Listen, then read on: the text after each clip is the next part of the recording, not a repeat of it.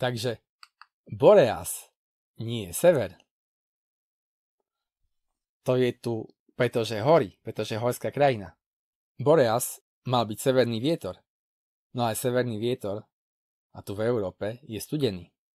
A horský vietor je tiež studený. Tí Gréci to nejako poplietli. Ale my im rozumieme, prečo to tak poplietli. Poplietli si horský vietor so severným vetrom a slovo hyper už neznamenalo sever pre nich, ale niečo, čo je tam ďalej, vo vnútrozemí, tak potom už tomu nerozumeli, že toto je vlastne sever. Tak si mysleli, že to je sever. Lebo toto sa im zdalo, že tomu rozumejú, také slovo potom. To slovo u nich zmenilo význam totiž.